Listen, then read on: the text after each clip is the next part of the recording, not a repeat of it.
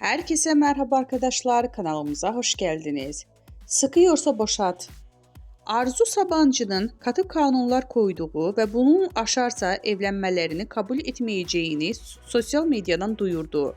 Hande Erçel müstakbel kaynanasına öyle bir cevap geldi ki, ünlü oyuncu Sabancı'nın yaparsan oğlumla evlenemezsin, evlenmiş olsam bile boşatırım diye haber yolladığı ilk kanunu önceden çiğnediği hem de ardından sosyal medyada ilan etti.